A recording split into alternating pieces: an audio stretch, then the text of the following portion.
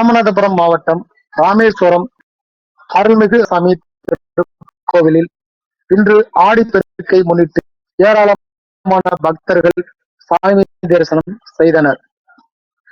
ராமநாதசாமி இன்று ஆடிப்பெருக்கை முன்னிட்டு ஏராளமான பக்தர்கள், அதாவது மதுரை, திருச்சி, திருநெல்வேலி, தூத்துக்குடி ஆகிய ஊர்களில் இருந்து நேற்று மாலை முதலே பக்தர்கள் வர துவங்கினர். இன்று அதிகாலை 4 மணியளவில் ராமநாதசாமி அக்னி தீர்த்த கடற்கரையில் குவிந்த பக்தர்கள் ஆடிப்பெருக்கை இன்று ஆடிப்பெருக்கு நாளான இன்று தாங்கள் அனைவரும் தங்கள் தாலி பாக்கியம் பலமாக இருக்க வேண்டும் என்றும் தங்கள் குடும்பத்துடன் வந்து புனித நீர்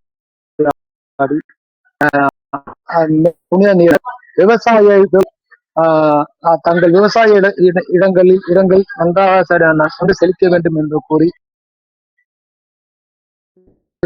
வந்தும் அக்னி தீர்த்தல் 3 நன்கு இந்த நெல் மற்றும் விதைகளை அக்னி தீர்த்தத்தில் அம்மனுக்கு பணி செய்வதற்காக மேலும் அக்னி தீர்த்த கடற்கரையிலிருந்து நீராடி விட்டு அந்த ராமேஸ்வரம் திருக்கோவிலில் உள்ளே இருந்த 22 தீர்த்தங்களில் வரிசையில் நின்று நீராடி பக்தர்கள் நீராடி வருகின்றனர். அவர்கள் நீராடுவதற்காக கோவில் நிர்வாகம் சார்பில் முன்னேற்பாடுகள் செய்திருந்தனர். மேலும் அந்த 22 தீர்த்தங்களில் நீராடிய பக்தர்கள் நீண்ட கியூவில் இருந்து ராமேஸ்வரம் ராமநாதசாமி தரிசனம் செய்தனர்.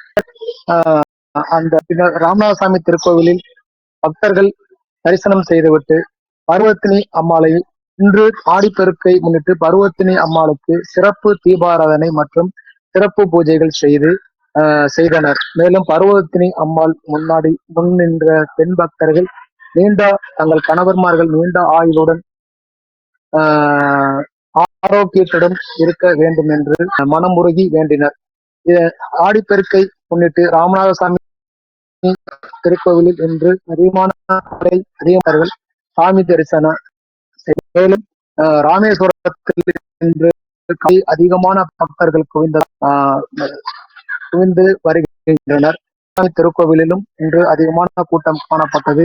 மேலும் கோவில் நிர்வாகம் சார்பில் பக்தர்களுக்கு தேவையான அந்த வசதிகளை செய்திருந்தனர்.